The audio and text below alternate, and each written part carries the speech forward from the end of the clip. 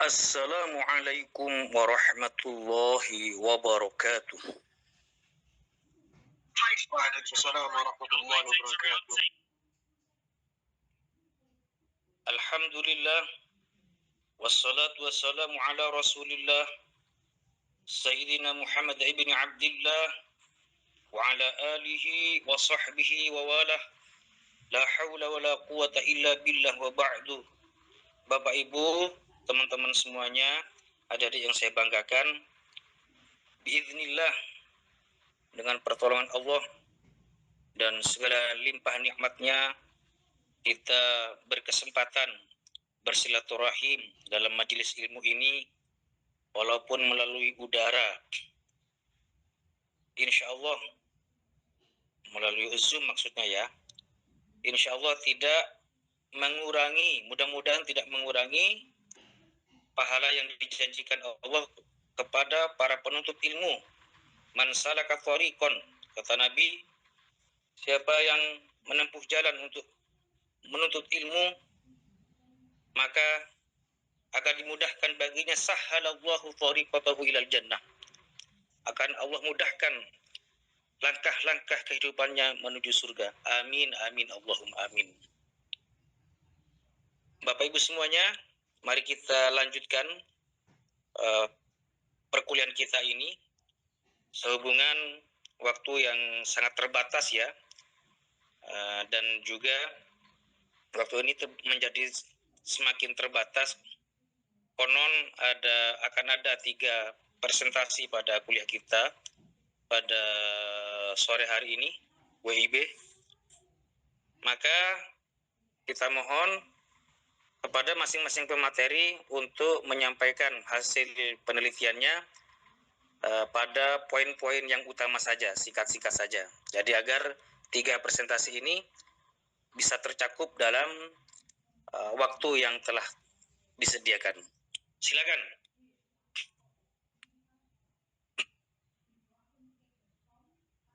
Bismillahirrahmanirrahim. Assalamualaikum warahmatullahi wabarakatuh. Waalaikumsalam warahmatullahi wabarakatuh. Ini Marzuki ya? Oh ya, Ustadz Marzuki. Silakan Ustadz Marzuki. Baik. Alhamdulillahirrahmanirrahim. Wassalamualaikum ala asrofil anbiya mursalin Sayyidina Muhammad wa ala alihi wasallam ajma'in. Alhamdulillah, yang kami hormati guru kami, dosen kami, Ustadz Muhammad Ali Hasan, STHI MTHI. Yang kami hormati teman-teman semuanya, mahasiswa kelas karyawan angkatan 2024 STAI Al-Akbar Surabaya yang dirahmati Allah. Alhamdulillahirrahmanirrahim. Hari ini kita akan mendiskusikan beberapa hal tentang praktek living Al-Quran. Mohon izin untuk share screen Ustadz agar bisa dibaca PowerPoint-nya di teman-teman yang lain.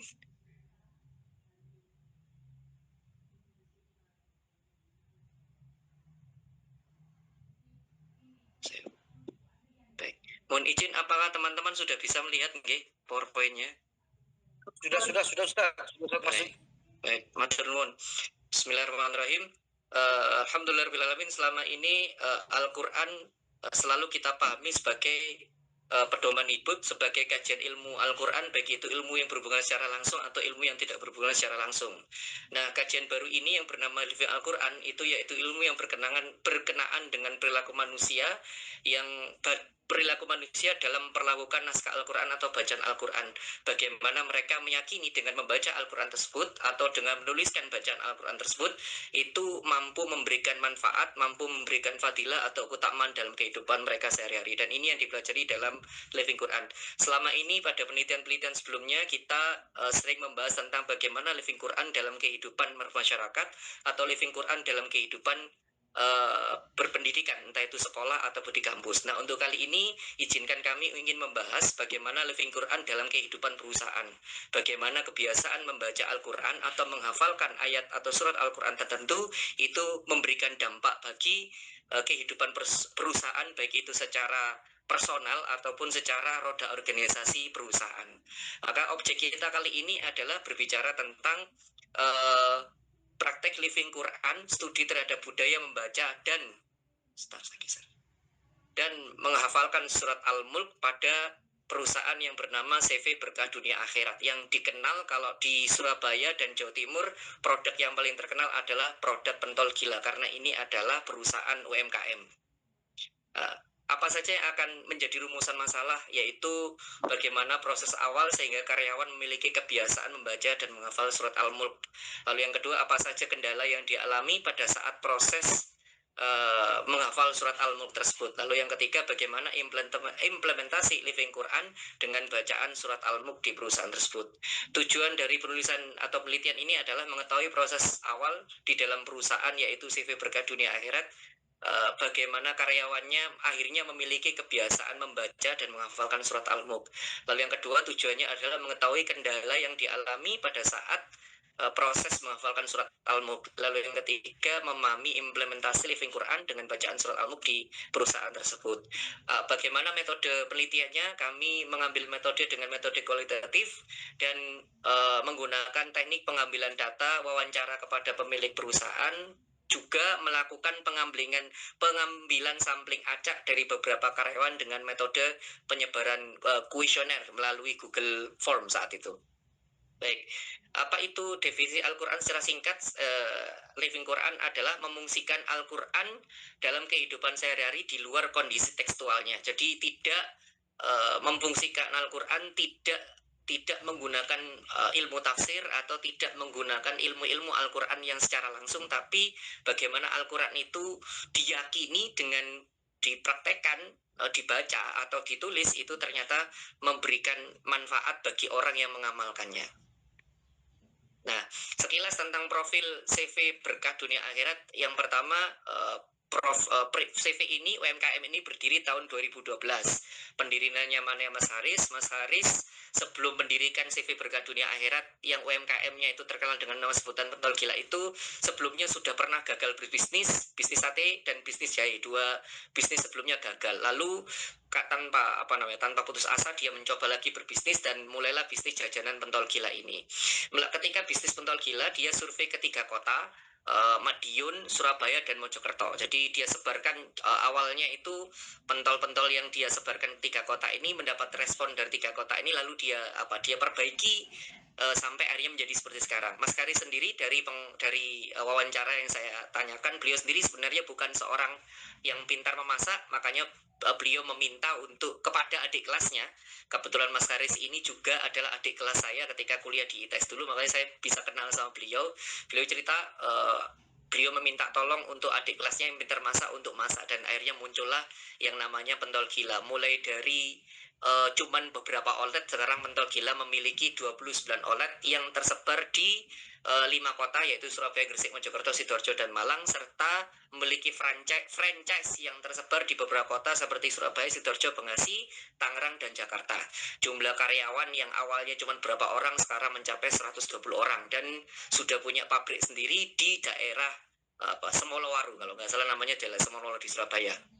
Nah, bagaimana proses akhirnya surat Al-Mulk ini menjadi hafalan di CV Berkah Dunia Akhirat? Yang pertama, pengalaman pribadinya Mas Haris. Beliau ini dulu sebenarnya ketika kuliah di ITS sudah sering membaca surat Al-Mulk, tapi ketika bekerja sudah mulai melupakan hafalan ini, sampai akhirnya suatu saat beliau lagi duduk-duduk di rumah, itu tiba-tiba terdengar di masjid sebelahnya beliau itu ada seorang bapak-bapak yang sudah sepuh itu sedang menghafalkan surat Al-Mulk, karena memang masjid itu ada program menghafal surat Al-Mulk. Nah, ketika dia mendengar itu, dia merasa tersentuh, dia merasa malu karena sudah lama dia tidak membaca surat Al-Mulk, bahkan dia sendiri tidak hafal, dan dia malu ada orang tua yang bacaan Al-Qur'annya mungkin masih amburadul, tajwidnya masih kurang baik, tapi dengan sangat pedenya menghafal surat Al-Mulk, dan itu dinyalakan, dikeraskan di speaker, didengarkan satu perumahan. Maka beliau malu terhadap itu, mulailah beliau menghafal surat Al-Mulk mulai tahun 2017. Berawal dari pengalaman beliau sendiri, dan karena memang dari cerita beliau memang mengalami kesulitan dalam kehidupan dunianya, maka yaitu tadi salah satu motivasinya beliau menghafal surat Al-Mulk ini, karena merasa dengan hafalan surat Al-Mulk ini beliau berharap kehidupannya akan semakin membaik, kehidupannya akan semakin berubah. Seperti yang saya tampilkan di artikel, yang di artikel saya tulis secara lengkap itu bagaimana Mas Haris ini kehidupannya nyun sewu berantakan, mulai dari kehidupan perusahaan yang berantakan, anak yang sering keluar masuk rumah sakit karena sakit, terus berat badannya itu sudah masuk dalam kategori mungkin kita menyebutnya seperti anak-anak yang busung lapar karena kurus sekali, sakit-sakitan putranya, dan berbagai macam masalah yang beliau hadapi, dan beliau mulai untuk menghafal surat Al-Mulk tahun 2017. Maka dari itu beliau melihat hafalan, kok beliau bisa menghafal itu, maka dibuatlah program untuk karyawan-karyawannya dimulai tahun 2018. Nah, karyawan-karyawan beliau ini ternyata ketika mendapat program untuk menghafalkan surat Al-Mulk itu tidak berjalan dengan mulus. Jadi mengalami berbagai macam kendala. Kendala yang pertama dialami adalah penolakan karyawan, karena karyawan merasa tugas ini tidak ada hubungannya dengan pekerjaan. Tugas ini malah membebani pekerjaan, sehingga terjadi penolakan dari beberapa karyawan. Kendala yang kedua adalah bahkan ada beberapa karyawan yang akhirnya keluar dari perusahaan, maksudnya keluar dari CV Berkah Dunia Akhirat ini hanya karena tidak mau menghafalkan surat Al-Mulk. Lalu yang kendala yang ketiga salah satunya adalah karyawan-karyawan yang senior itu selalu menakut-nakuti karyawan yang baru masuk supaya tidak betah, karena ngomong kalau kamu kerja di sini kamu bakal disuruh hafalin surat Al-Mulk dan sebagainya. Padahal saat itu kebijakan untuk menghafal surat Al-Mulk ini dari Mas Haris sebagai owner adalah sebagai hukuman bagi mereka yang tidak memenuhi target penjualan. Jadi tidak semua disuruh untuk menghafal surat Al-Mulk. Yang disuruh menghafal surat Al-Mulk itu hanya leader-leadernya saja atau yang masuk dalam manajemennya, bukan yang penjual yang ada di outlet. Tapi dengan berbagai macam kendala seperti ini, akhirnya Mas Haris mengubah kebijakannya dirubah untuk mengatasi kendala.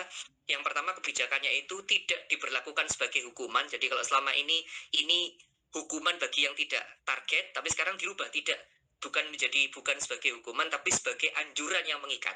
Jadi semuanya diwajibkan untuk menghafal surat Al-Mulk, tapi ini bukan sebagai hukuman, sehingga mindsetnya itu tidak negatif karena kata-kata hukuman. Itu pengubahan kebijakan yang pertama. Lalu yang kedua, kalau dulu menghafal surat Al-Mulk ini hanya dibebankan kepada manajemennya atau leader-leadernya, sekarang hafalan surat Al-Mulk ini diberikan kepada semua tapi dimulai dari leadernya. Itu kebijakan kedua. Nah, kebijakan yang ketiga, tanpa tidak bisa dipungkiri kalau hanya diberikan tanggung jawab tapi tidak diberikan reward, maka orang atau karyawannya tidak akan tertarik untuk menghafal. Maka Mas Haris ini memilih beberapa outlet yang paling laris dan mengambil outlet tersebut 100%-nya, laba 100%-nya dijadikan bonus bagi karyawan yang telah hafal surat Al-Mulk. Setiap 3 bulan sekali karyawan-karyawannya mendapat bonus sekian persen dari hafalan surat Al-Mulknya. Di artikelnya saya tunjukkan beberapa foto-fotonya ketika pembagian reward bonus sekian persen, dan itu 100% dari laba beberapa outlet memang diberikan untuk karyawan yang hafal surat Al-Mulk. Jadi ini menjadi motivasi sehingga karyawan itu saling memotivasi satu sama lain. Bahkan ketika cerita kepada saya, ternyata karyawan itu yang awalnya ketakutan sekarang itu malah saling memotivasi, ayo kamu hafalan sudah sampai mana, dan sampai hari ini hafalan itu tetap terjadi. Dan hafalan ini dilakukan secara formal itu perusahaan atau CV Berkah Dunia Akhirat ini secara formal setiap bulan itu melakukan kajian rutin selama 2 kali. Yang pertama kajian untuk tahsin, memperbaiki bacaan Al-Quran. Yang kedua kajian tematik atau kajian fikih. Nah, sebelum mulai kajian 2 kali ini mereka disuruh setoran hafalan. Bahkan yang sudah hafalan pun sampai hari ini tetap disuruh setoran hafalan, karena itu nanti akan jadi hadiah atau reward bagi mereka setiap 3 bulan sekali. Nah, hasil yang didapatkan setelah ternyata mereka melakukan amalan membaca surat Al-Mulk ini, nanti teman-teman yang kehormati Ustadz Ali bisa melihat dari lampiran-lampiran yang ada dalam makalah, karena saya sudah lampirkan screenshot dari Google Form yang diisi oleh beberapa karyawan secara acak, secara sampling, mulai dari penjaga outlet sampai top manajemen, bagaimana hasil yang mereka dapatkan ketika melakukan hafalan surat Al-Mulk. Meskipun samplingnya saya cuma mengambil 12 orang karena karyawannya aslinya 120, saya cuma ngambil 10% karena saya sungkan kalau meminta mereka ngisi semuanya, saya ngambil cuma 10% sedikit saja, penting itu bisa jadikan contoh bahwa mereka sudah menghafalkan. Nah, ini hasil yang didapatkan ketika mereka menghafalkan surat Al-Mulk. Jadi secara ringkas mereka menghafalkan surat Al-Mulk ini tujuannya mereka meyakini ketika menghafalkan surat Al-Mulk mereka akan mendapatkan syafaat di alam kubur, menghindari siksa kubur dan keberkahan di alam akhirat. Lalu yang kedua, mereka mendapatkan informasi tentang surat Al-Mulk ini sebenarnya bukan hanya dari perintah perusahaan, tapi sebenarnya mereka juga sudah dengar tentang hafalan surat Al-Mulk ini dari medsos, dari YouTube atau pengajian-pengajian baik dari online atau offline. Lalu mereka menghafalkan surat Al-Mulk ini tidak hanya di lingkungan kerja, bahkan beberapa karyawan itu melakukan membaca surat Al-Mulk itu sebelum tidur, ada yang sudah sholat isya, ada yang bahkan membacanya itu setiap hari ketika melakukan perjalanan dari rumahnya menuju tempat kerja. Jadi naik motor, dalam pengakuannya beliau itu melakukan hal itu. Saya ingat ini Pak Sahlan kalau tidak salah, ini yang paling senior di sana. Nah, dan yang terakhir, perubahan yang didapatkan dari mengamalkan surat Al-Mulk ada beberapa, ini ringkasannya, yaitu mendapatkan tidur yang lebih nyenyak, rezeki yang lancar, dan ketenangan hidup. Sebenarnya ada satu yang belum saya tampilkan di PowerPoint ini, tapi ada di makalah, yaitu dari sisi owner. Ternyata ownernya itu sendiri ketika mengamalkan surat Al-Mulk, yang pertama yang ada perubahan dalam hidup beliau menyampaikan, saya punya rekaman wawancara terhadap beliau. Yang pertama, beliau mengaku bahwa yang pertama yang beliau dapatkan adalah putra beliau yang awalnya sering masuk rumah sakit itu menjadi lebih stabil. Kalaupun masuk rumah sakit tidak separah atau tidak se-emergensi seperti sebelum-sebelumnya ketika sebelum mengamalkan surat Al-Mulk. Dan kalaupun ternyata putranya itu masuk rumah sakit, beliau pun dan istri jadi lebih tenang. Lalu yang kedua yang beliau ceritakan sebelumnya, kalau beliau sering berdebat dengan istri, sering berantem dengan istri, pun setelah mengamalkan surat Al-Mulk ini beliau jadi lebih tenang, jadi lebih mudah menghargai istri, lebih mudah menerima apapun yang ada pada istrinya, dan dalam rumah tangganya jadi lebih tenang. Itu yang beliau alami dari sisi personal ketika mengamalkan surat Al-Mulk. Dari sisi perusahaan yang beliau dapatkan ketika mengamalkan surat Al-Mulk adalah ternyata dari sisi rizki atau dari sisi pendapatan itu beliau secara grafik beliau lihat setiap tahun selalu bertambah. Bahkan pada saat COVID sekalipun ternyata pendapatan pentol gila atau CV berkah dunia ini semakin bertambah.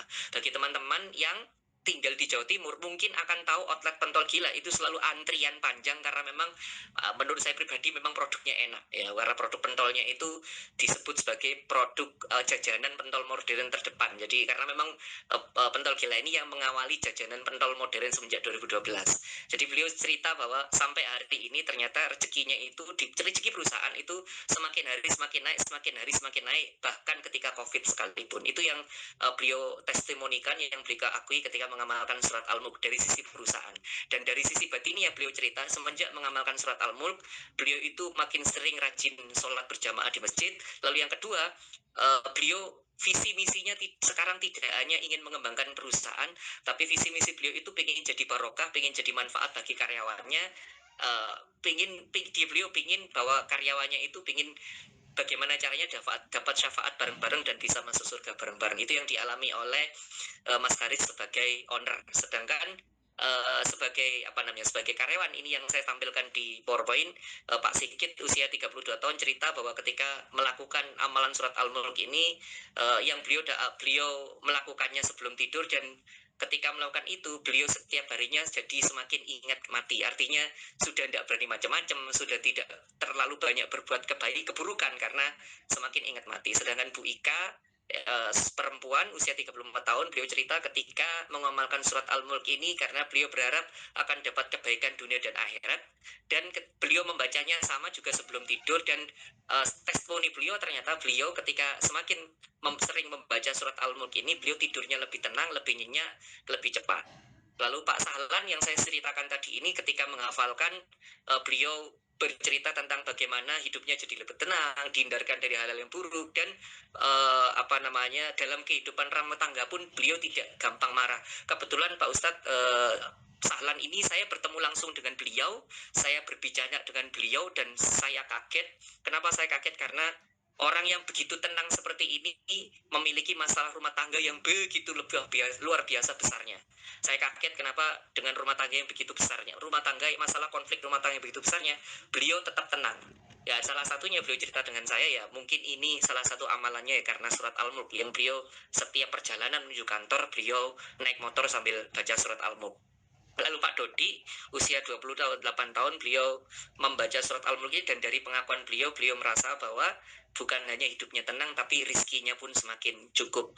Lalu ini Mas Yoga Pratama pun sama, ketika meskipun beliau mengaku belum konsisten tiap hari, namun beliau membacanya itu kalau dalam perjalanan jauh, artinya beliau lagi liburan atau apa, atau kadang juga sebelum tidur. Dan beliau mengaku semenjak menghafalkan surat Al-Mulk ini, bukan hanya menghafalkan surat Al-Mulk, beliau jadi lebih tertarik merembet untuk menghafalkan surat-surat atau ayat-ayat yang lain. Kesimpulannya, pengertian singkat dari Living Quran adalah memfungsikan Al-Quran dalam kehidupan praktis di luar kondisi tekstualnya. Lalu proses menanamkan budaya membaca atau menghafalkan surat Al-Mulk pada CV berkah dunia akhirat mengalami kendala, mulai dari penolakan karyawan keluar dari perusahaan dan sebagainya, namun bisa diatasi dengan mengganti kebijakan, dan kebijakan tersebut salah satunya adalah memberikan reward kepada karyawan yang bisa menghafal surat Al-Mulk. Dan dari cerita-cerita kita, dari testimoni karyawan, ternyata hafalan surat Al-Mulk memberikan dampak positif baik bagi perusahaan secara umum atau bagi karyawan secara khusus. Terakhir sebagai penutup, ketika saya tanya kepada Mas Haris sebenarnya apa motivasi dengan mewajibkan mereka untuk menghafalkan surat Al-Mulk, sebenarnya apa sih yang Anda inginkan supaya mereka itu menghafal surat Al-Mulk? Beliau cerita bahwa beliau itu ingin membahagiakan karyawannya supaya bisa menggaji karyawannya dengan UMR, karena kita tahu kalau bukan perusahaan besar itu sangat sulit sekali untuk menggaji karyawan di UMR, sulit sekali karena bukan perusahaan besar, apalagi ini UMKM.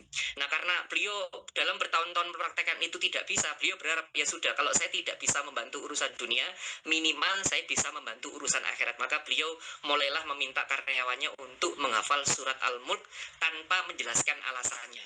Dan alhamdulillahnya ternyata tidak hanya beliau mendapatkan manfaat akhiratnya, ternyata dari hafalan surat Al-Mulk ini beliau sampai hari ini selama 6 bulan sekali bisa mengumrohkan minimal 3 karyawannya untuk berangkat ke Makkah dan Madinah. Saya rasa itu cukup presentasi dari saya. Saya kembalikan kepada presentator berikutnya. Assalamualaikum warahmatullahi wabarakatuh.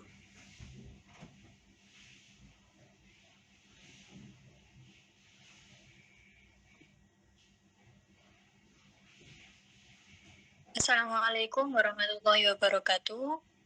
Di sini saya akan mempresentasikan makalah yang berjudul Pengaruh Tradisi Pesantren Terhadap Kehidupan Sosial Masyarakat. Izinkan saya membagikan layar agar teman-teman bisa melihat materi dengan jelas.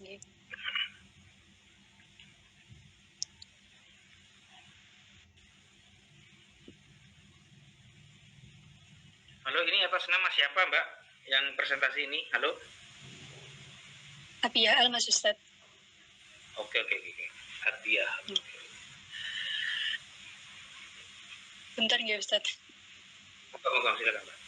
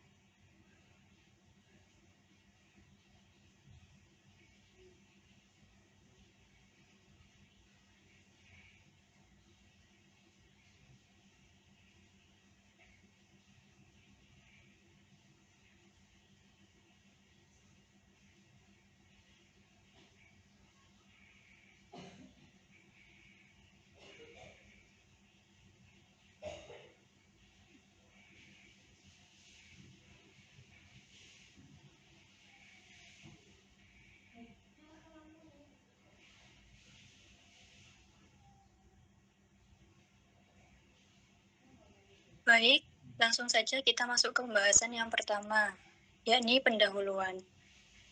Pesantren merupakan salah satu lembaga pendidikan Islam tertua di Indonesia. Tidak hanya sebagai tempat belajar agama, tetapi juga berperan dalam membentuk karakter dan budaya keagamaan. Oleh karena itu, pengaruh pesantren tidak hanya dirasakan oleh santri, tetapi juga oleh masyarakat sekitar.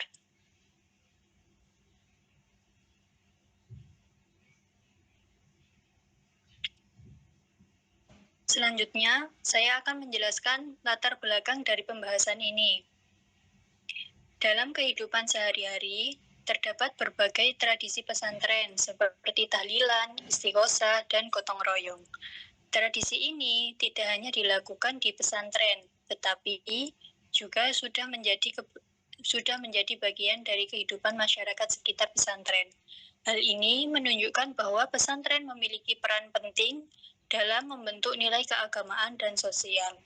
Berdasarkan hal tersebut, muncul beberapa rumusan masalah sebagai berikut, yakni terdapat 3 rumusan masalah. Yang pertama, apa yang dimaksud tradisi pesantren? Yang kedua, apa saja bentuk tradisi pesantren? Dan yang ketiga, bagaimana pengaruhnya terhadap kehidupan sosial masyarakat?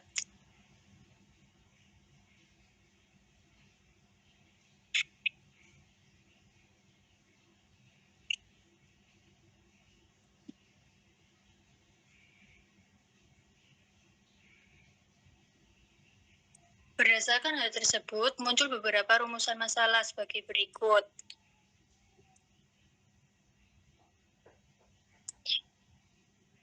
Yani kita mulai dari pengertian tradisi pesantren. Tradisi pesantren adalah kebiasaan dan nilai-nilai yang berkembang di lingkungan pesantren dan diwariskan secara turun-temurun. Dengan demikian, tradisi ini menjadi ciri khas pesantren dalam membentuk akhlak dan karakter santri.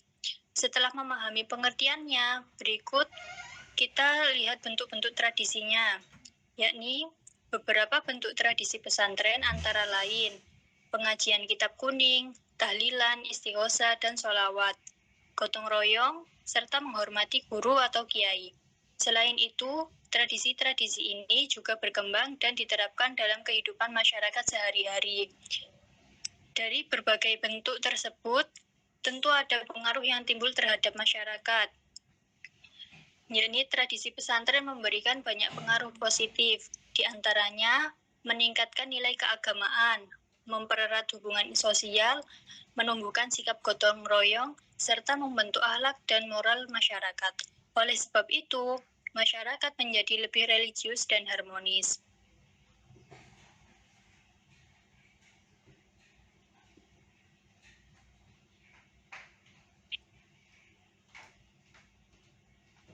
Namun seiring perkembangan zaman, beberapa tradisi pesantren mulai mengalami perubahan akibat modernisasi.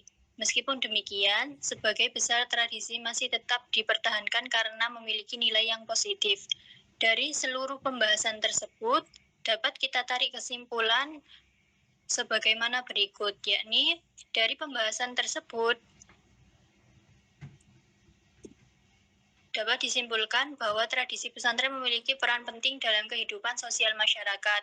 Dengan kata lain, tradisi ini mampu membentuk masyarakat yang religius, berakhlak baik, dan memiliki rasa kebersamaan yang tinggi. Sebagai penutup terhadap beberapa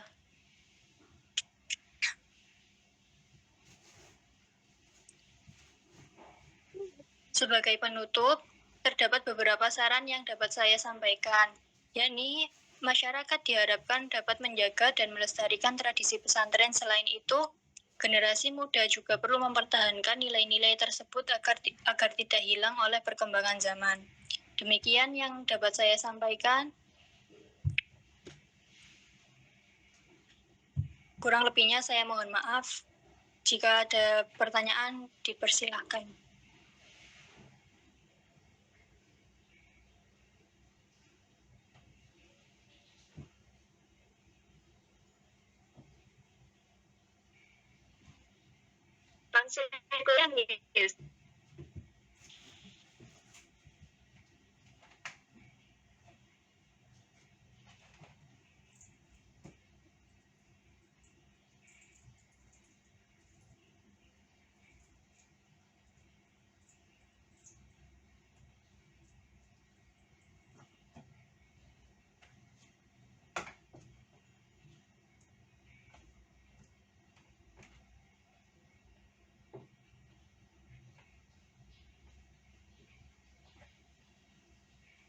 mungkin tolong setnya dibuka dulu.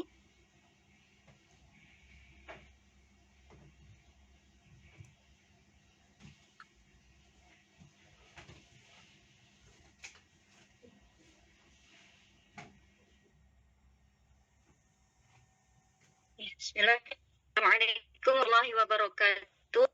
Yang kami hormati dosen pengampu kami, Ustadz Muhammad STI MTHI dan rekan-rekan yang berbahagia. Saya Fani Widayat dan sore hari ini presentasikan dalam tradisi Yasinan Muslim studi fungsional surat Yasin di Bandar Kota Kediri. Latar belakang Al-Quran bagi umat ini bukan sekedar kitab yang dibaca saat beribadah formal saja. Itu Al-Quran adalah pedoman yang selalu hadir dan naik berbagai kehidupan hari-hari masyarakat muslim. Dalamnya ayat-ayat Al-Quran kali menyatu dengan tradisi, budaya dan kegiatan almis. Al-Quran dipraktekkan secaranya dalam perilaku sehari-hari masyarakat inilah yang dalam studi keislaman sebagai kajian living. Dari kacamata Quran, kita lihat bagaimana sebuah masyarakat menerima dan memaknai Quran dalam keseharian mereka. Di sini kita tidak sekedar tafsir secara teori rumit, melainkan lihat fungsi praktis Al-Quran yang diamalkan masyarakat sebagai wirid, doa, atau tradisi yang dipercaya membuka. Bentuk pengamal pun bermacam-macam, ada dibaca secara mandiri dan banyak juga yang dilakukan bersama-sama secara komunal sebuah kelompok. Di Indonesia, salah satu praktek yang paling populer dan mengakar adalah tradisi membaca Yasin bersama-sama atau disebut dengan Yasin. Berbagai penelitian terdahulu menunjukkan bahwa tradisi ini memiliki fungsi pragmatis di masyarakat, mulai dari kebiasaan karakter ritual menjelang pernikahan, ukur hingga sarana bala. Di area perkotaan, kelompok pengajian muslim ibu biasanya menjadi salah satu penggerak utama kegiatan ini, karena mereka berkumpul secara pada malam hari telah beraktivitas seharian. Fenomena inilah yang menarik untuk diarti pada perkumpulan pengajian muslimah di Bandar Kidul 1 Kota Kediri. Wilayah Bandar sendiri dikenal memiliki kultural keagamaan yang kuat di Kediri. Di tengah ramainya dinamik kehidupan kota, ibu di lingkungan gang ini secara istiqomah pembacaan surat rutin setiap malam setelah sistem anjang atau bergilir yang dipadukan dengan warga. Menarik kegiatan ini kan sekedar rutinitas ibadah biasa. Ada ruang sosial bangun, saling berbagi berat sekaligus menjadi wadah bersama di mana bacaan tajwid yang masih berproses menjadi untuk tetap. Oleh itu penelitian ini ingin mengkaji lebih dalam bagaimana praktek menerima persepsi dampak sosial keagamaan isi yang tersebut lewat kacamata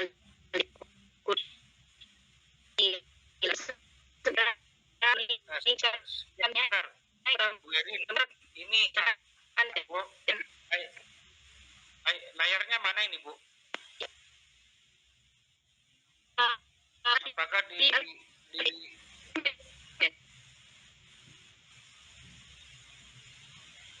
Halo? Apakah di teman-teman juga tidak nampak layarnya ya? Dari Ibu Erin ini ya? Screen-nya. Halo?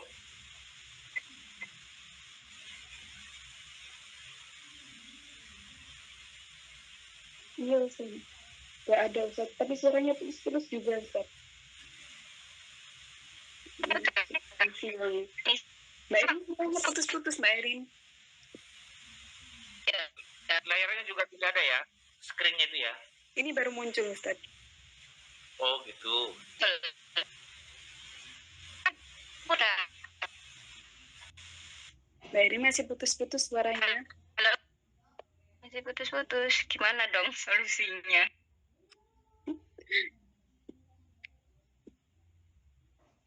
Gimana? Masuk keluar dulu.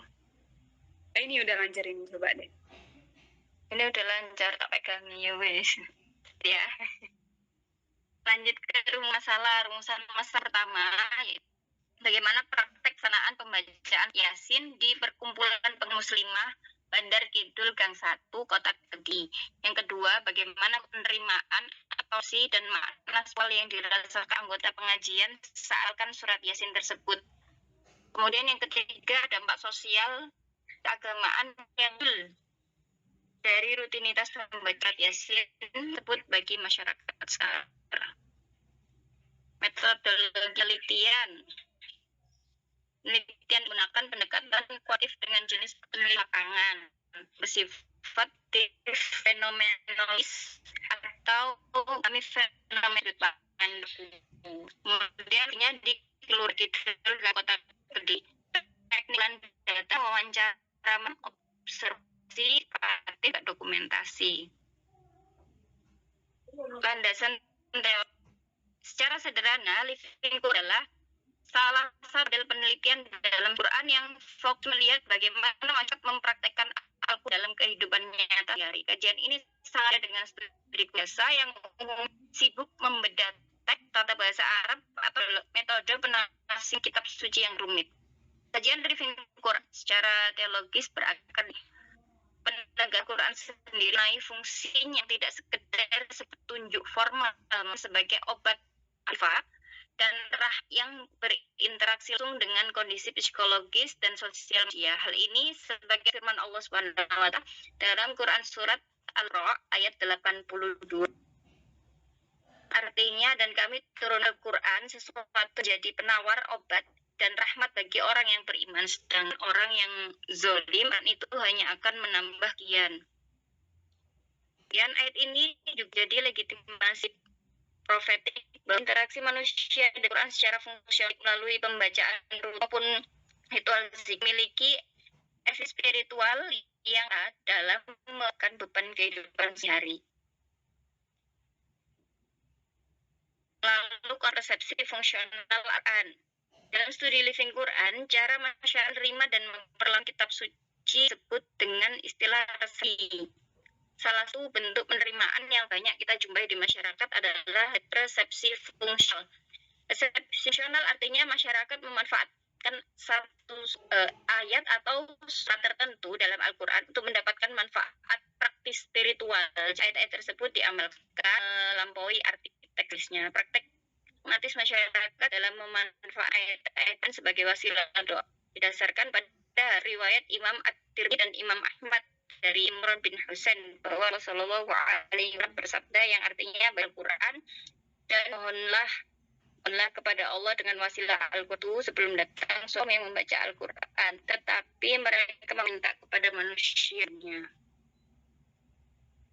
Secara eksplisit mengakomodasi bahwa menjadi bacaan surat tertentu seperti ini sebagai sarana memohon pangan rezeki dan keselamatan pada Allah merupakan persepsi fungsional yang memiliki kesan kuat dalam hadis atau sunnah. Kemudian ilah dan keutamaan Yasin yang sama, yaitu surat dia itu jantungnya Al-Quran. Surat Yasin sebagai inti Al-Quran akan pada yang diriwayatkan oleh Imam Tirmidzi di mana Rasulullah SAW bersabda yang arti sungguhnya segala sesuatu itu memiliki atau inti dan jantung Quran adalah surat Yasin. Siapa yang membaca Yasin maka nulis baginya apa? Membaca Al-Quran 10 kali. Kemudian yang kedua adalah wasilah pengampun dosa dan ketenangan jiwa. Membaca surat Yasin dengan ketulusan hati semata-mata ridha Allah ini menjadikan hilangnya dosa-dosa terdahulu. Hal ini sejalan dengan hadis riwayat Imam At-Tabarani dan Ibnu Hibban. Artinya siapa yang membaca surat pada malam hari mencari keridhaan Allah, dosa-dosanya yang lalu akan diampuni. Yang ketiga, fungsi hati wasilah abul hajat terkala. Selain membacakan batin, surat Yasin ini memiliki aplikasi spiritual untuk mempermudah kesulitan duniawi, melakukan rezeki dan mengabulkan hidup. Keutamaan ini bersumber dari keterangan ulama tabi'in atau bin Abi Rabah bahwa Rasulullah SAW bersabda yang siapa yang surat Yasin di pagi maka seluruhnya atau keperluan pada hari itu akan dipenuhi. Dalam studi living Quran, fadilah ini diserap oleh melampaui makna teksnya melalui bentuk resepsi fungsi. Praktek di daerah menunjukkan surat Yasin dengan secara multiguna dan pragmatis dari ritual permohonan keselamatan keselamatan, doa untuk orang sakit, pengiriman pahala bergugur, hingga sarana penolak dalam berbagai inklusi hidup masyarakat. Kemudian profil muslimah, kumpulan pengajian di Bandar Kidul Gang. Perkumpulan muslimah di Bandar Kidul Gang 1 Kota ini merupakan salah satu kelompok keagamaan normal yang memiliki basis kultural yang di tengah masyarakat perkotaan. Digagas pertama kali pada tahun 1998.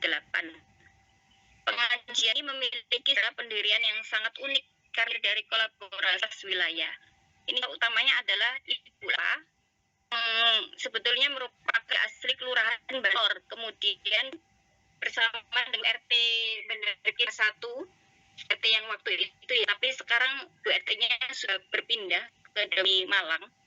Nah, waktu itu merintis sebuah majelis zikir bersama. Pada awal perintisannya, almarhum suami dari Ibu Latifah itu berperan aktif dalam mengaspek keagamaan dengan yang singkat bagi para jamaah setelah pembacaan zikir selesai.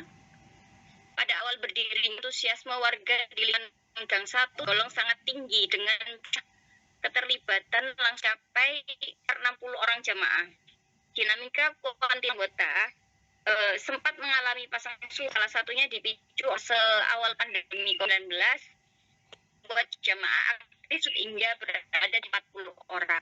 Kendati demikian, pasca hingga saat pengajian muslimah kembali mengalami transport dengan adanya penambahan jamaah-jamaah baru lingkungan sekitar. Kegiatan pengajian dilaksanakan secara rutin sekali, yaitu hari Jumat setelah sholat Isya. Dengan mekanisme penentuan tempat pelaksanaan itu menggunakan sistem sana atau keliling dari rumah ke rumah. Yang penting masih tetap Jaya Gang 1. Nah, sistem pemutaran tempat ini didirikan pada dua pola utama. Pertama, sistem arisan. Jadi siapa yang arisannya itu nanti yang bertempatan pengajian yasinan tersebut. Lalu ada juga sistem yang kedua, sistem kebutuhan hajat kondisional. Jadi kalau misalkan ada salah anggota memiliki hak tentu, misalnya kayak syukur, terus permohonan selamatan, kematian keluarga, ritual ada seperti selapanan, tipan, atau jelang pernikahan. Nah, itu nanti bisa dimak. Jadi tanpa dengan siapa yang dapat arisan. Jadi dia seperti itu. Kemudian praktek deskripsi ritual pembacaan Yasin. Yang pertama, bacaan niat dan juga niat bersama, kemudian bacaan kiroah. Ada salah satu yang membaca bukan suratnya waktu itu yang waktu saya ikut adalah surah Kahfi ayat 1, dan itu ternyata suratnya nanti terserah yang membaca. Kemudian kedua adalah tawasul, yaitu kirim-kirim doa kepada leluhur atau sohibul. Kemudian baru masuk inti surat Yasin, yaitu membaca bersama surat Yasin ayat sampai 83, lalu zikir dan doa, kemudian ditutupkan sholat asmaul, dan kemudian berikutnya pembansumsi gak bersalam-salam.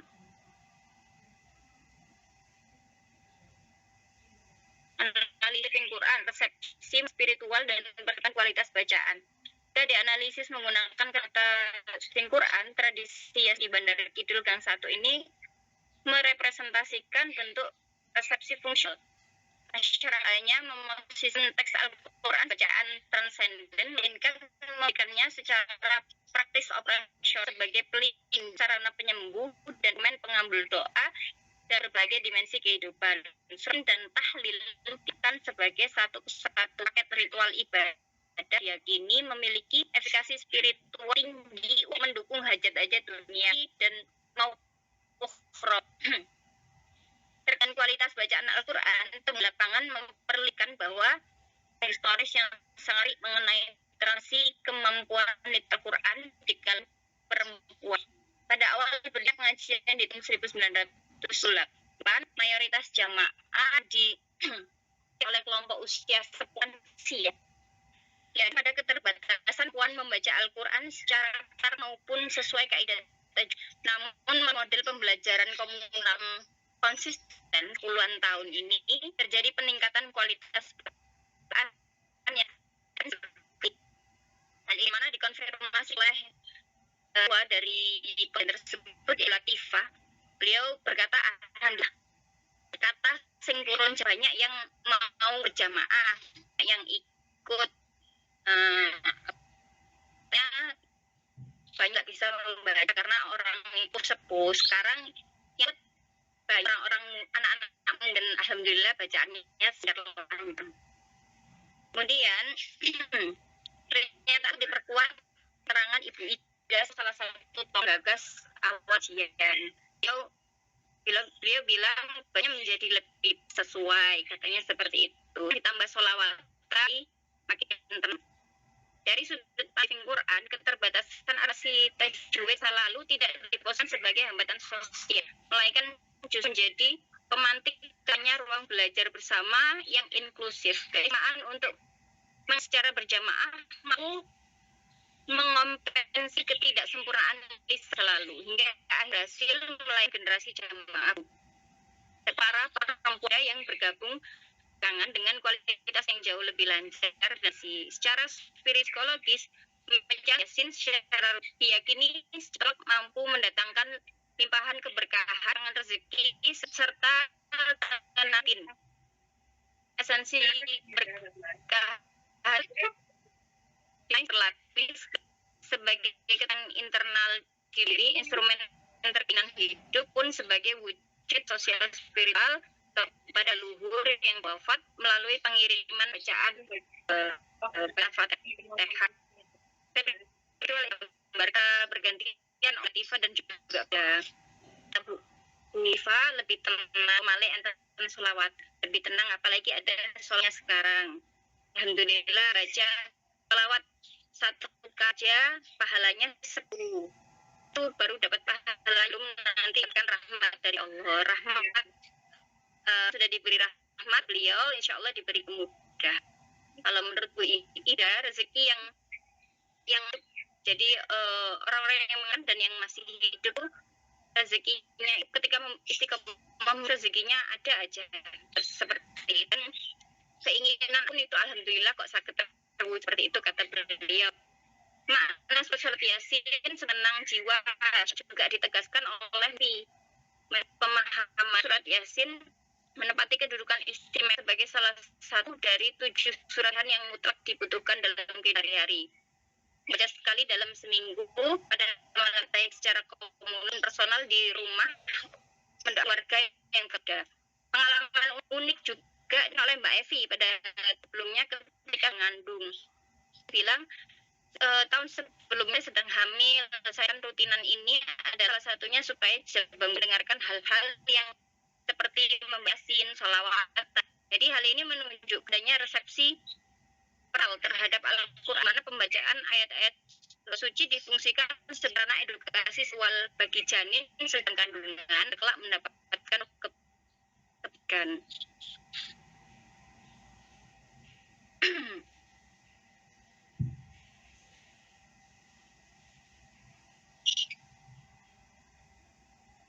Langsung masuk Pak, sosial tradisi Yasinan selain Allah, tradisi Yasinan yang bertahan selama 20 tahun di Bandar Kidul saat ini juga terbukti memberi dampak horizontal luminanas yang sangat signifikan ketahanan sosial kemasyarakatan. Yaitu yang misalkan pertama muatan tali silaturahmi dan hubungan keluargaan. Kemudian inklusi sosial dan bagi karakter introvert. Salah yang saya wawancara itu Mbak Evi itu katanya orangnya introvert, tapi dengan adanya surat Yasin bersama ini, jadi dia bisa saling mal dengan tetangga-tetangga selain. Kemudian juga solidaritas. Jadi wadah informasi cepat untuk mendeteksi tangga yang sedang sakit, kesusahan, atau membutuhkan bantuan. Ini ada sedikit cuplikan hasil wawancara dari beberapa jemaah. Yang pertama Ibu Latifah, Ketua Kajian. Asalnya kabupaten podo sakit mocok itu tadinya kan nggak bisa membaca. Tapi alhamdulillah sedikit-sedikit lama-lama itu dihafal. Dan kata Bu Rezeki yang masih hidup ada aja istiqaca yang pasti tenang seperti itu.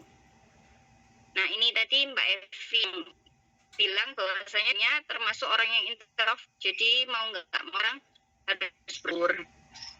Ada juga Lastri bilang jihad, karena biasanya itu karena kemana-mana kalau tidak milih yasinan itu. Inilah dokumentasi kegiatan dan kesimpulan. Kesimpulannya, tradisi muslimah di Bandar Kidul adalah nyata living Quran yang konsisten sejak 1909 dengan sistem panjangnya. Kemudian bahkan surat Yasin dari sekedar teks menjadi penenang jiwa, sifat dan wasilah pengabdian. Mampu memperkuat modal sosial atau solidaritas dari kejahatan lintas generasi. Demikian presentasi dari kami. Kurang lebihnya kami maaf. Wassalamualaikum warahmatullahi wabarakatuh.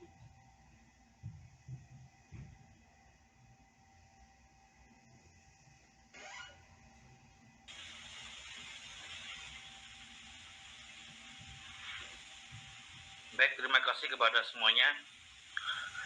Kepada presentator kedua, saya belum melihat adanya living Quran-nya, yang ada hanya tradisi tadi.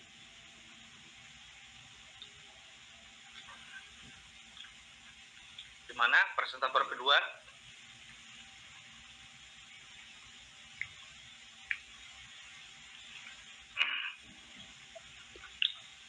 Silakan Mbak Adia. Kalau yang pertama dan yang ketiga ini ada, yaitu yang pertama surah Al-Mulk dan surah Yasin.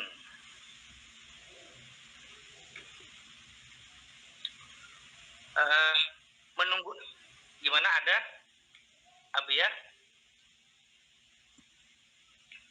Sepertinya tidak ada respon Ustaz. Baik, sementara menunggu Abia merespon apa yang saya tanyakan ini, terlebih dahulu saya ingin menyampaikan pengantar dulu kajian living Quran ini untuk pertanyaan kepada siapa, kepada presentator pertama dan ketiga. Nanti dulu saya akan memberikan sedikit respon, komentar atau sekaligus pengantar ya. Terkait pertemuan terakhir yang lalu 2 minggu sebelumnya, ada bukan tuduhan ya, tetapi ada semacam anggapan dari teman-teman ini. Saya ingat kata-katanya itu, mungkin ini didasari insya Allah mungkin belum mengetahui fungsi dari Al-Quran. Jadi kita selaku akademisi, konon katanya beliau berkata semacam memiliki tanggung jawab moral untuk memastikan living Quran tidak hanya berhenti pada romantisme tradisi atau simbolisme religius semata ya, dan beberapa komentar lainnya ya, yang pada intinya saya berhusnudzon barangkali belum mengetahui hakikat keberadaan Al-Quran beserta hakikat keberadaan Al-Quran, fungsi dan faktanya setelah diterima oleh umat Nabi Muhammad SAW. Bapak Ibu semuanya,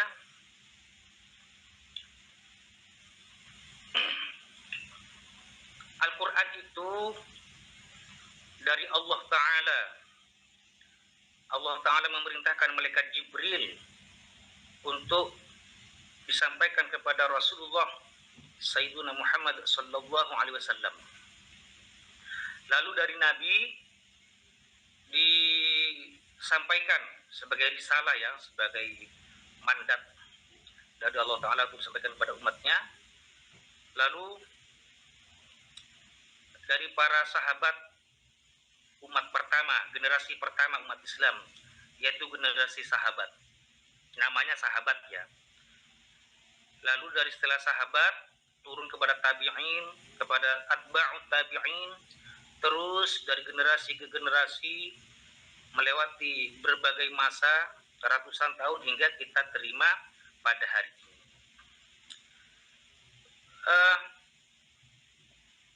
Secara teori mafhumun nas, memang Al-Quran itu sebagai kitab hidayah,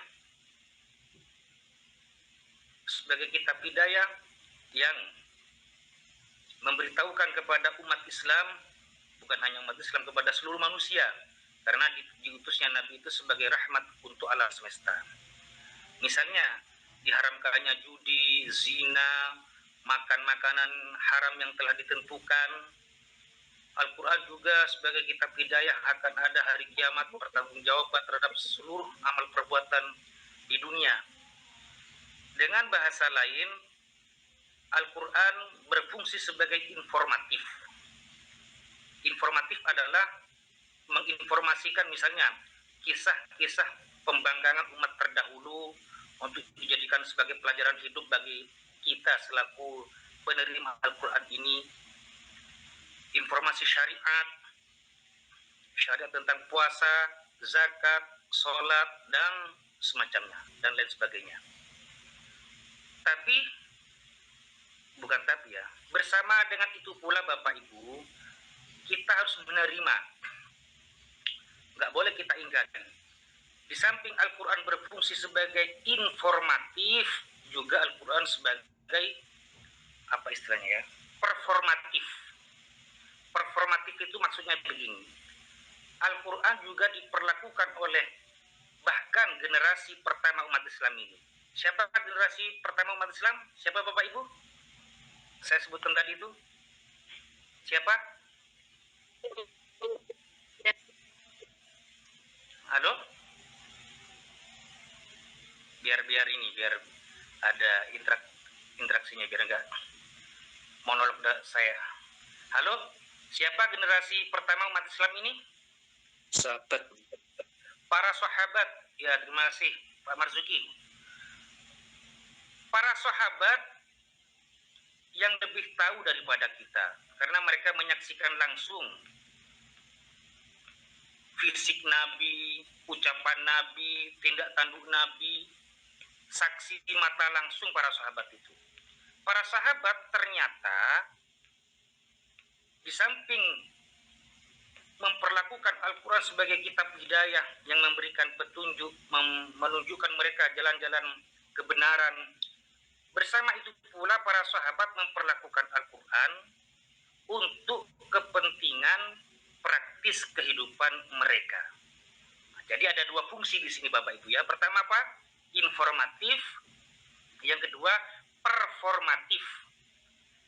Contoh terkenal performatif itu sekali lagi kita garis bawahi, memperlakukan Al-Quran untuk memenuhi kebutuhan hidup dunia mereka.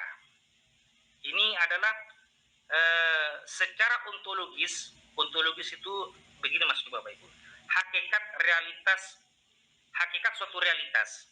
Jadi secara ontologis kalau kita tinjau secara hakikat realitasnya Al-Quran pada masa pertama, generasi Islam pertama, para sahabat di samping memperlakukan Al-Quran sebagai kitab hidayah yang memandu mereka menuju akhirat, juga banyak sekali ini ya akan saya tampilkan di sini. Bismillah. Share.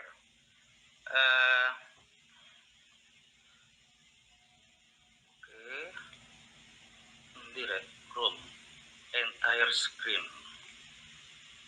Oke, balik bismillah.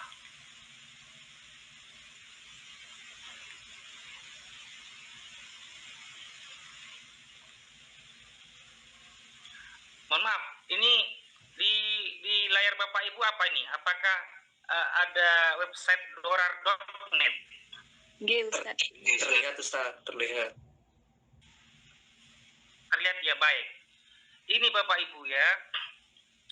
Jadi suatu ilmu itu ada 3 prinsip yang harus kita pegang. Ontologi, epistemologi, aksiologi. Nah, ini agar harap ya di awal-awal ini jangan salah paham ya. Saya tidak berusaha dan tidak punya kepentingan mendoktrin Bapak Ibu mengikuti apa yang saya sampaikan ini. Enggak. Saya selaku teman pendamping Bapak Ibu hanya menyampaikan hakikat living Quran ini apa sih sebenarnya, sehingga kalau gagal memahami akan terjebak kepada kesalahpahaman bahwa Al-Quran hanya dijadikan sebagai jimat. Mari kita tengok secara ontologi. Kita pasti memperlakukan Al-Quran sebagai kitab hidayah yang memberikan petunjuk kepada kita bahwa surga itu ada, neraka itu siksanya macam-macam, siapa yang membangkang zakat misalnya begini seterusnya dan sebagainya, itu wajib. Kita harus mengindahkannya, wajib. Jika ingkar, kufur. Tapi kita tidak boleh mengingkari juga praktek para sahabat, bahkan Rasulullah masih hidup. Saya ulangi lagi Bapak Ibu ya, sekali lagi perhatikan benar-benar, bahkan Rasulullah masih hidup dan disaksikan langsung oleh Rasulullah. Rasulullah itu pembuat syariat. Allah Ta'ala pembuat syariat pertama, lalu Rasulullah pembuat syariat sebagai mandataris dari Allah Ta'ala, pelaksana tugas dari Allah Ta'ala. Baik, kita tengok. Ini hadis terkenal ya, sudah sering saya sampaikan, ini hanya memberikan contoh saja saya. An-nasa min ashabi Rasulillah. Ini kalau diterjemahkan, kalau dibaca satu-satu lama ini. Singkatnya begini, ini saya hanya memberikan bukti secara tertulis saja lafal hadisnya, jadi biar tidak dikira mengada-ngada nanti. Intinya Bapak Ibu, ada segolongan sahabat Rasulullah. Kalau kita perhatikan ini, bukan para sahabat senior, bukan para sahabat yang utama kayak Abu Bakar As-Siddiq, Umar, Utsman, Ali, ya bukan. Ini ya kan, para sahabat yang hidup pada masa Nabi itu kan banyak sekali, ratusan ribu itu. Jadi ini sekelompok sahabat, anggaplah sahabat-sahabat yang mungkin nggak terkenal lah gitu ya, tetapi tetap mereka generasi yang paling mulia daripada kita. Sekelompok sahabat Rasulullah sedang melakukan perjalanan. Famarru bihayyin min ahya'il Arab. Mereka singgah di suatu perkampungan.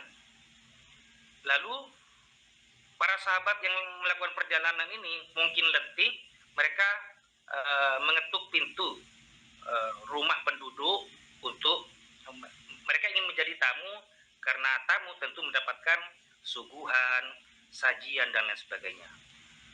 Falam yubayyifuhum, tetapi penduduk kampung tersebut menolak. Faqalu lahum. Dan kebetulan pada saat itu kepala suku kampung tersebut terkena, ada yang mengatakan sengatan ular, ada yang di riwayat lain mengatakan sengatan kalajengking. Ini hadis Bukhari Bapak Ibu ya. Siapa yang mengingkari hadis Bukhari ini? Hadis sebuah kitab yang tersohek setelah Al-Quran. Ingkar, enggak, saya tidak bermaksud menakut-nakuti. Ini kitab sahih ya. Artinya yang mengingkari jelas keluar dari agama. Ini kesepakatan ulama. Bapak Ibu, fungsi saya adalah sebagai informatif saja ya, pendamping, memberitahu dan mengarahkan. Baik. Oke. Faqala lahu. Penduduk kampung itu gelisah oleh karena kepala sukunya nggak sembuh-sembuh, diobati dengan berbagai pengobatan.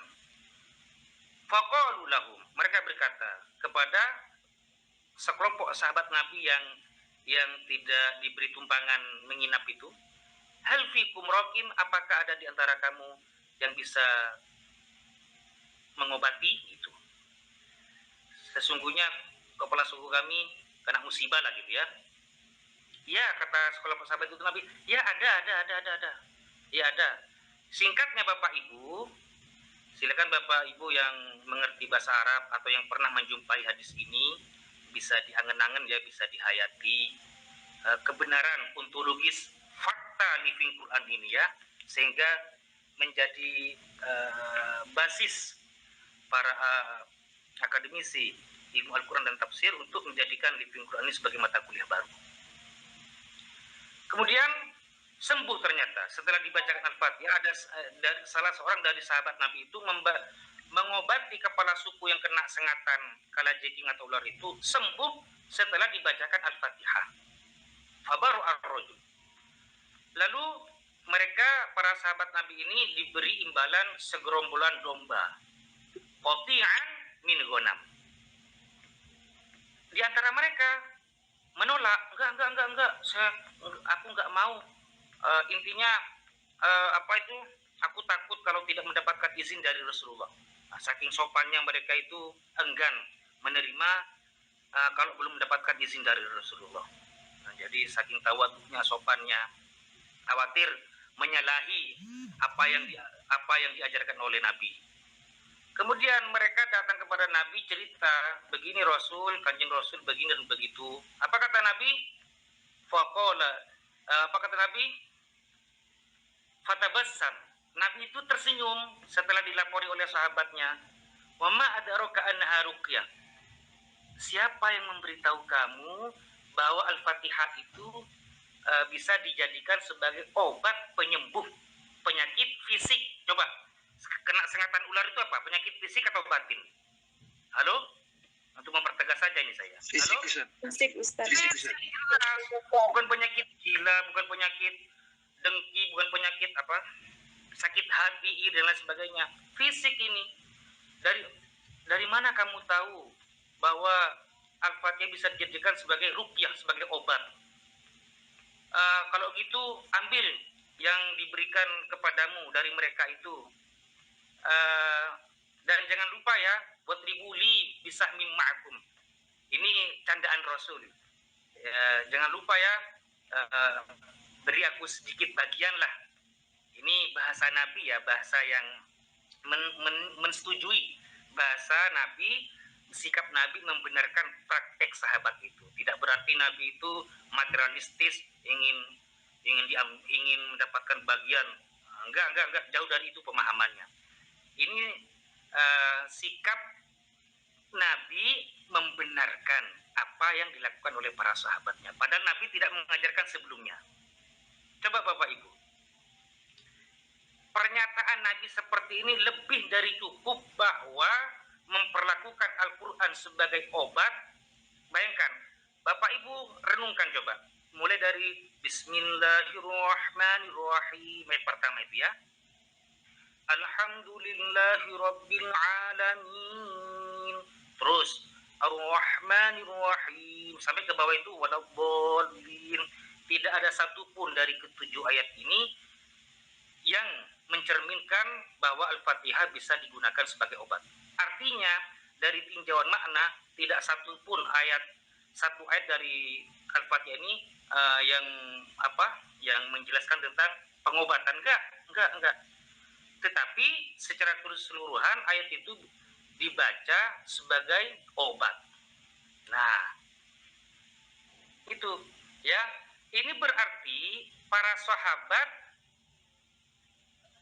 memperlakukan Al-Fatihah di luar maksud dari Al-Fatihah itu sendiri. Al-Fatihah itu tentang kasih sayang Allah, kemudian segala puji baginya, ya, dan lain sebagainya, ya. Nah, tidak ada satu, coba langkah pertama mungkin tengok terjemahannya. Tidak ada satupun ayat dalam Al-Fatihah yang menganjurkan pengobatan, enggak. Tetapi secara keseluruhan bisa dibaca untuk obat. Oke, ini contoh pertama Bapak Ibu ya. Ini. Mohon maaf, untuk mempertegas, apakah di layar Bapak Ibu sudah berganti website? Sudah. Wakalani Rasulullah SAW. Ini Bapak Ibu kisah. Ini lagi-lagi saya mengambil dari kitab yang bisa dipertanggungjawabkan ya, Sahih Bukhari. Wakalani Rasulullah. Intinya ini kisah Abu Hurairah yang diamanahi oleh kok kegedean iki yo sik tak cilino.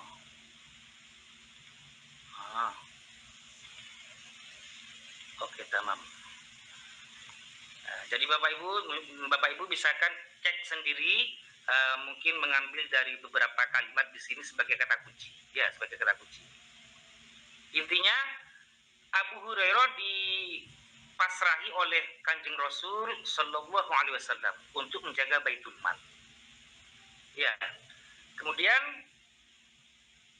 datanglah seorang pencuri yang ingin mengambil kas negara itu. Lalu ketangkep oleh Abu Hurairah. Lalu pencuri itu inni muhtajun wa alayya ayalun. Intinya bahasa kita lepaskan saya karena saya sangat membutuhkan, keluarga saya sangat membutuhkan dan lain sebagainya. Saya sangat hajatun syadidah, wali hajatun syadidah. Kebutuhan saya banyak dan lain sebagainya. Fakhallaitu, aku lepaskan. Lalu keesokan harinya Abu Hurairah matur kepada Kanjeng Rasul, ya Abu Hurairah, apa yang dilakukan oleh tawananmu itu? Karena pencuri lalu ditangkap menjadi tawanan gitu ya. Rasul, aku lepaskan pencuri itu karena dia berkata punya tanggungan banyak, keluarganya membutuhkan apalah ya, mungkin bahasa kita SPP kayak bayar tunggangan listrik dan lain sebagainya. Aku lepaskan. Ini Bapak Ibu berlangsung sampai 3 kali kejadian. Dan yang terakhir, saya singkat-singkat saja Bapak Ibu ya. Wa hadza akhiru 3 marrat, dan ini untuk ketiga kali. Bapak Ibu semuanya, pencuri itu bilang gini, pencuri itu, wahai Abu Hurairah,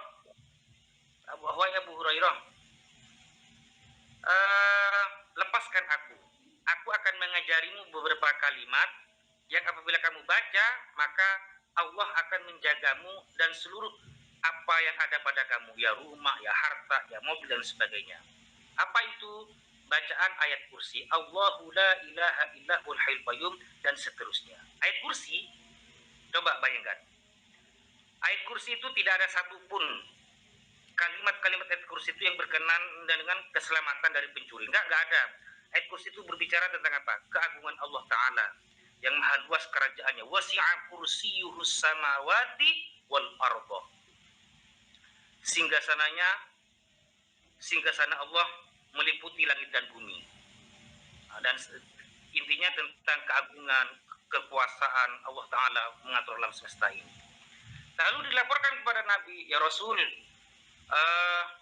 kemarin ini yang terakhir Rasul, aku lepaskan, tapi setelah itu dia tuh mengajari aku, Rasul, apa Abu Hurairah? Kamu kalau ingin aman Abu Hurairah, baca ayat kursi, nanti akan aman kamu dari segala macam mara bahaya dan pencuri. Apa kata Nabi? Dengarkan Bapak Ibu, ucapan Nabi itu. Faqala Nabi, innahu qad sadaqaka. Sesungguhnya apa yang disampaikan kepadamu itu benar, tetapi dia itu adalah pendusta. Sekali lagi, wahai Abu Hurairah, apa yang diajarkan kepadamu itu benar, bahwa ayat kursi itu bisa menyelamatkan penghuni rumah dan rumahnya, tetapi dia itu wahuwa kadzub, dia itu sangat pendusta. Mengapa? Karena dia itu adalah setan.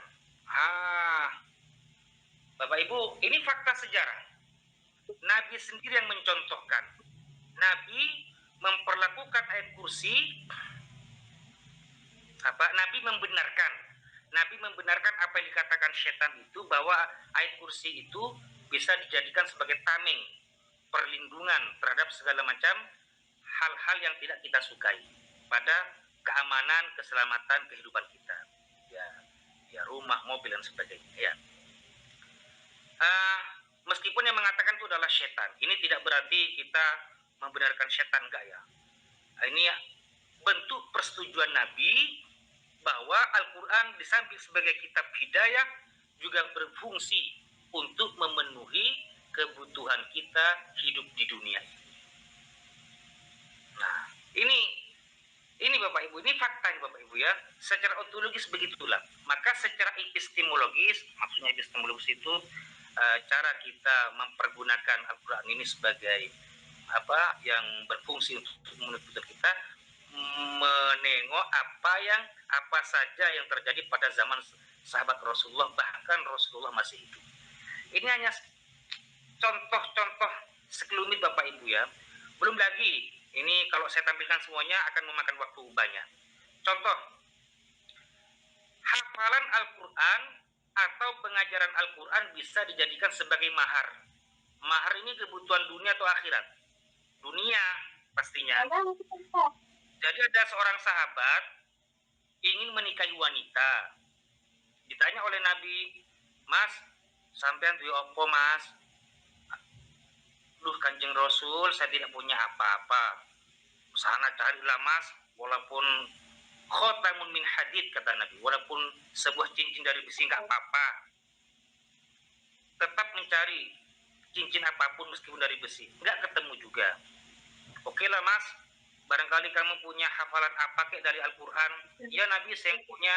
Dia itu tidak hafal Al-Quran seluruhnya, saya hanya mempunyai beberapa hafalan Al-Quran. "Oke lah, tidak apa-apa. Aku nikahkan kamu dengan perempuan ini dengan sejumlah hafalan Al-Quran kamu." Bayangkan coba Rasul. Al-Quran oleh Nabi Sallallahu Alaihi Wasallam di samping diperlakukan sebagai kitab hidayah, secara komersil Nabi menikahkan seseorang dengan hafalan Al-Quran. Maharnya adalah hafal Al-Quran.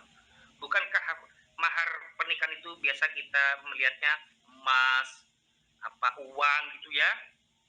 Tetapi karena laki-laki ini tidak punya apa-apa, Nabi menikahkannya, membolehkan mahar hanya dari hafalan Al-Quran. Ini tidak berarti kita yang alhamdulillah diberikan kelapangan rezeki, mentang-mentang ada hadis yang saya sebutkan ini lalu pakai.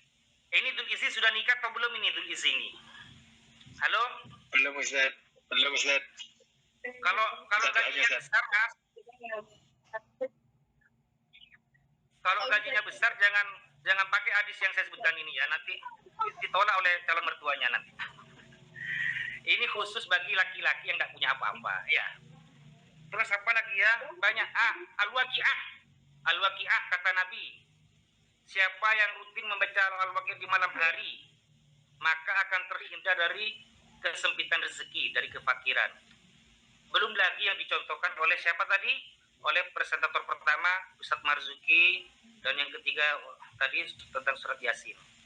Apa kesimpulan yang saya sampaikan ini Bapak Ibu? Adalah fakta.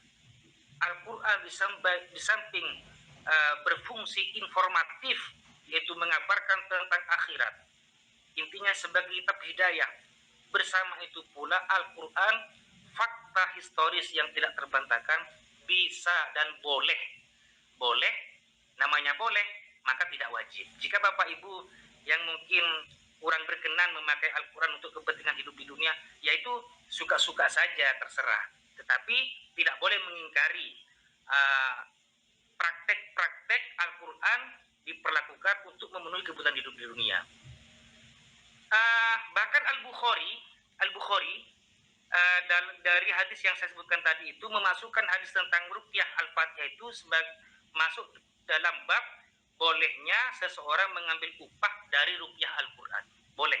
Itu Bukhari itu memasukkan hadis itu di dalam bab babu ujuratul Quran. Ujuratul Quran, boleh mengambil upah dari menyembuhkan orang sakit pakai Al-Quran dan sebagainya. Tetap ulama lain berpandangan bukan hanya ini, tetapi Al-Quran pun boleh dijadikan sebagai obat. Saya teringat pada pertemuan yang lalu yang dari Sampang. Hadir enggak Ibu siapa itu ya yang menulis? Siapa itu? Ya Allah. Inna hadza la rizquna ma lahu min nafad. Ibu siapa itu? Bu Hania, Ustaz. Hadir ya? Bu Hania. Ya, Bu Hania. Oke. Itu secara ontologis bisa dipertanggungjawabkan itu. Ini tidak berarti menjadikan Al-Qur'annya sebagai jimat. Enggak. Kebolehan Al-Quran digunakan sebagai memenuhi kebutuhan hidup kita. Nah, Bapak Ibu, mengapa sampai di Indonesia seperti terjadi pada penelitian Marzuki tadi di awal, dan yang ketiga tadi ya, dan seperti juga ditulis Ibu Hani itu inna hadzal rizquna malam binafat, itu semua tidak ada contohnya dari Rasul ya. Mengapa itu dibenarkan? Begini, para sahabat itu hidup di masa kurang lebih 1400 tahun yang lalu. Praktek-praktek sahabat ini Bapak Ibu ya mengalami transisi. Transisi itu perpindahan. Transmisi, pengajaran ulang kepada generasi berikutnya. Transisi, transformasi, perubahan ke berbagai generasi. Ketika kehidupan para sahabat yang berinteraksi dengan Al-Quran, selain sebagai kitab hidayah, ia juga berfungsi secara performatif, yaitu untuk memenuhi kebutuhan hidup di dunia, mengalami perkembangan, lalu sampai ke berbagai negara, sampailah ke negeri kita Indonesia. Tentu saja karena ini adalah fakta sosial, praktik kehidupan masyarakat sehari-hari, tidak terlepas dari unsur-unsur lokal. Ya, unsur-unsur lokal itu seperti apa? Seperti praktek mitoni. Ya, para ulama itu berkaca, menengok, oh ternyata Al-Quran itu bisa digunakan untuk keperluan apa saja. Maka dari leluhur kita, dari orang-orang tua kita dahulu, jika ada wanita hamil sampai 7 bulan, boleh bertafaul, beroptimis, berdoa dengan apa? Mengambil berkah nama Nabi Yusuf agar anaknya tampan seperti Nabi Yusuf. Konon begitu. Ya sebenarnya teman-teman ya, agar berlaku seperti Nabi Yusuf. Kalau ingin tampan seperti Nabi Yusuf, nanti malah jadi fitnah nanti. Anaknya ganteng setengah mati, bapak ibu nggak ganteng, kan nanti orang-orang curiga anaknya sopoy kira. Mungkin maksudnya agar berlaku seperti Nabi Yusuf yang teguh pendirian ketika digoda oleh seorang wanita pejabat cantik untuk melakukan perbuatan hina, tetapi Nabi Yusuf dengan tegas menolaknya. Mungkin maksudnya begitu. Termasuk inna hadzal rizquna malahu minafat yang ditulis oleh Mbah Maimun. Itu diajarkan Mbah Maimun kalau tidak salah itu. Itu apa? Bertafaul, mengambil optimis, meniru, ya, mengikuti, mencontoh perilaku para sahabat Nabi yang menjadikan Al-Quran sebagai ya ini apa itu hanya doa. Jadi pada prinsipnya semua penelitian Quran, Bapak Ibu teman-teman dari awal sampai sekarang ini pada prinsipnya itu adalah doa dengan menggunakan barokah Al-Quran. Jadi inna hadzal rizquna malam nafat itu yang ditulis Ibu Ani itu adalah firman Allah kepada para penghuni surga, wahai para penghuni surga, engkau sudah ada di surgaku, semua yang ada ini fasilitas kenikmatan semua ini tidak akan tidak akan musnah, tidak akan sirna. Lalu digunakan oleh para ulama, oleh para guru-guru kita, lulu kita dengan barokah ayat ini. Mudah-mudahan apa yang kita miliki menjadi awet, nggak cepat habis. Misalnya begitu, ini ungkapan saya ya. Tapi intinya agar mendapatkan kelanggengan rezeki, kelanggengan kenikmatan. Boleh saja. Lalu sekarang apa batasannya Bapak Ibu? Termasuk yang dipakai oleh Pak Marzuki tadi itu untuk menimbulkan ketenangan, apalah ya. Coba Bapak Ibu ya. Surat Al-Mulk itu tabarakalladzi biyadihil mulku wa huwa ala kulli syai'in qadir. Sampai akhir 30 ayat kalau nggak salah itu ya. Tidak ada satupun yang berkenaan dengan memohon kepada Allah terhindar dari siksa kubur. Nggak ada. Dari ayat pertama sampai ayat terakhir itu surat Tabarok itu nggak ada satupun ayat yang untuk menganjurkan terhindar, terbebas dari siksa kubur. Nggak ada. Tetapi secara keseluruhan Nabi memerintahkan kalau kamu ingin terbebas dari siksa kubur, ya, diringankan siksa kuburmu, bacalah surat itu. Nah, masa kita ini ingkari? Nggak boleh kita ingkari ini ya. Kalau tidak ingin melakukan nggak apa-apa. Misalnya si A, aku nggak mau aku takut melakukan sesuatu yang mungkin tidak ada dasarnya dalam agama, aku takut ini sebagai jimat, ya suka-suka terserah, tetapi tidak boleh diingkari. Kufur kalau mengingkari. Saya katakan kufur kenapa? Dikatakan kufur karena sama aja dengan mengingkari perbuatan Nabi. Ingat, hadis itu ada 3 Bapak Ibu ya. Ini Bapak Ibu nih setiap satunya untuk hadis sama siapa yang menghapus? Saya atau Ibu Karolina kalau tidak salah. Sopor ya? Jangan sih. Saya toh. Oh iya ya. Ya nggak apa-apa. Iya, saya dulu ya. Bapak Ibu masih ingat? Sunnah itu ada 3, sunnah qauliyah, fi'liyah, dan taqririyah. Jadi semua praktek para sahabat itu dibenarkan oleh Nabi, ya, dibenarkan, termasuk membaca wakil untuk agar terhindar dari kefakiran. Yang namanya doa, Allah Ta'ala mengabulkan atau tidak terserah Allah, tetapi itu dibenarkan oleh Nabi. Percaya atau tidak silakan, gitu ya. Tetapi tidak boleh mengingkari. Kalau mengingkari, sekali lagi saya katakan, berarti sekaligus juga sama aja mengingkari hadis takririnya Nabi. Ya, batasannya apa? Batasannya ini yang paling penting Bapak Ibu. Terakhir saya sampaikan ini. Apa batasannya agar tidak melebar kemana-mana, agar tidak melakukan sesuatu yang sangat melampaui batas. Apa batasannya? Pertama, yang terpenting Bapak Ibu, basis tauhid, standar tauhid tetap Allah itu esa. Jadi tauhid tetap terjaga. Yang kedua, kita buktikan pada acara mitoni, apakah di sana ada kegiatan yang merusak tauhid? Enggak. Ada enggak? Misalnya tetap hakikatnya minta kepada Allah Ta'ala, ya Allah, dengan barokahnya Nabi Yusuf, anak janin yang ada dalam perut saya ini, mudah-mudahan engkau jadikan akhlaknya seperti akhlak Nabi Yusuf. Tetap kepada Allah Ta'ala. Yang kedua, hablum minan nasnya terjaga, ya. Selama tidak ada unsur merugikan kehidupan dirinya sendiri, kehidupan tetangganya, maka boleh-boleh saja. Karena dalam kaidah itu al-aslu fil asya al-ibahah. Segala sesuatu dalam kehidupan masyarakat itu boleh sampai ada dalil yang mengharamkannya. Ya, dalil itu bisa macam-macam ya, termasuk indikasi merugikan manusia itu bisa, kalau merugikan manusia bisa dikatakan haram. Ya itu kan teknis Bapak Ibu ya, teknis. Apalagi Bapak Ibu, Al-Quran sampai ke Indonesia ini, ya kita kenal leluhur kita ini suka silaturahim, gotong royong. Maka tidak mudah para pendakwah Islam dahulu itu masuk ke Islam lalu bim salabim, kamu harus Islam. Nggak mudah seperti itu Bapak Ibu ya. Dengan kebijaksanaan, melebur, menyatu di tengah masyarakat, tidak memusyrik-musyrikkan amal yang ada, sambil lalu memberikan unsur-unsur keislaman. Akhirnya leluhur kita yang kurang lebih 1000 tahun dikelilingi oleh Hindu dan Buddha, dalam waktu 50 tahun bisa menjadi Islam semuanya. Sampai detik ini di generasi kita ini.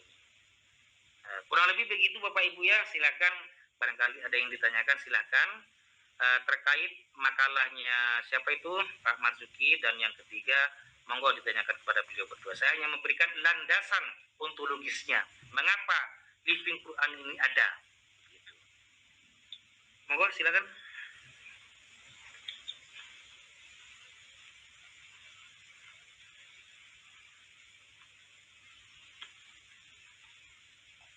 Mari deh. Pak Marzuki, untuk penegasan secara singkat Pak Marzuki sampaikan 10 detik atau 20 detik lah ya, bagaimana surat Al-Mulk itu living di tempat perusahaan Pak Marzuki teliti itu, gimana Pak? Ya, matur nuwun Ustadz.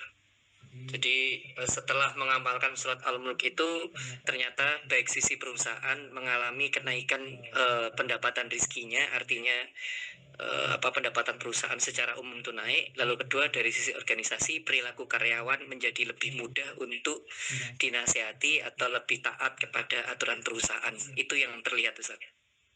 Baik, saya ingin bertanya Pak Marzuki, apakah di perusahaan itu yang Pak Marzuki teliti kandungan surat Al-Mulk tentang kekuasaan Allah, tentang siksa neraka yang sangat dahsyat di ayat berapa itu Pak Marzuki? Kalau nggak salah ayat ke-7. Ketika penjaga neraka itu bertanya, bagaimana kamu sekarang wahai penghuni neraka, dan sebagainya. Apakah itu disampaikan?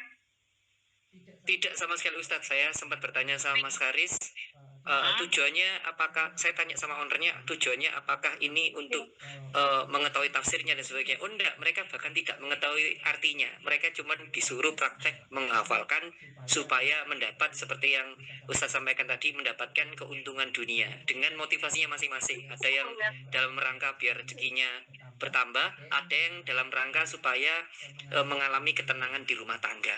Begitu, Ustaz. Baik Pak Marzuki, ini merupakan di antara ratusan testimoni tentang kajian Living Quran. Jadi umumnya tidak disampaikan kandungan surat Yasin itu apa, kandungan surat Yusuf itu apa. Mereka semuanya tafaul itu ya, beroptimis dengan barokah surat Al-Mulk. Ya, bahkan kalau saya nilai Pak Marzuki, yang keuntungan yang diharapkan itu bahkan keluar dari yang dianjurkan oleh Nabi, bahwa dengan membaca surat Al-Mulk itu, ada tadi saya dengar bahwa harapan membaca surat Al-Mulk itu nantinya akan terbebas dari siksa neraka. Ya, ada. Lalu untuk ketenangan batin, untuk kelancaran usaha, nggak ada itu. Lalu apakah itu boleh? Boleh-boleh saja Bapak Ibu ya. Mengapa boleh-boleh saja? Ingat ya, Al-Quran itu kitab yang barokah, berbeda dengan kitab-kitab sebelumnya. Jadi bahkan para ulama dahulu mengajarkan setiap selesai membaca surat dalam Al-Quran langsung berdoa apa saja untuk kepentingan dunia dan akhiratnya itu. Ya, nggak apa-apa lah, terang-terangan aja. Saya misalnya, saya sudah membaca surat Yasin, gimana subhanalladzi biyadihi malakutu kulli syai'in wa ilaihi. Langsung saya berdoa karena memang ayat terakhir surat Yasin itu berkenaan dengan kekuasaan Allah, biyadihi malakutu kulli syai'. Dalam kekuasaan Allah lah segala sesuatu itu terkendali. Saya minta apa saja untuk ketenangan keluarga, kelancaran dan lain sebagainya. Masing-masing kita punya kebutuhan. Ya, tak lupa juga untuk kepentingan di akhirat. Oke, yang ketiga, Ibu siapa tadi itu? Surat Yasin. Saya mau bertanya itu, apakah di majelis yang Ibu teliti disampaikan tafsir surat Yasin, misalnya dialog orang yang besok di hari kiamat dibangkitkan, orang-orang kafir itu kan dibangkitkan. Qalu ya wailana man ba'atsana min fawqatina. Orang-orang kafir itu ketika dibangkitkan besok di hari kiamat, sapa kek singguh aku kikir, mereka takut menghadapi ancaman siksa neraka setelah mereka terbangun dari kubur mereka masing-masing besok di hari kiamat. Apakah itu disampaikan? Wahai presentator yang ketiga, Ibu Soko, lali aku. Ayuni Nazila, Erin Tifani. Apa? Gimana Bu? Apakah itu disampaikan ke jemaahnya?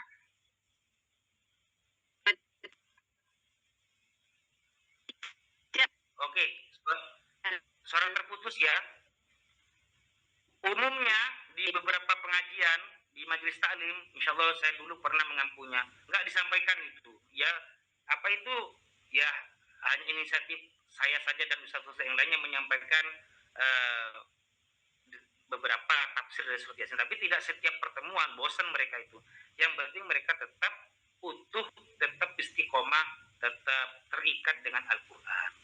Ya, karena gini Bapak Ibu ya, masyarakat yang dihadapi oleh ulama, oleh pendakwah, oleh para santri kiai di Indonesia itu berbeda dengan masyarakat Arab. Maka wajar di tempat yang saya huni sekarang ini praktek mitoni, baca surat Yusuf Maryam, terus apa lagi itu, nggak ada semacam itu, nggak ada. Mengapa? Berbeda masyarakat, berbeda iklim, berbeda tradisi, adat. Oke, silakan sebelum ditutup, mungkin ada yang mau ditanyakan ke Erin Tifani sama Marzuki. Biasanya Pak Saiful dikit sing tekon ini.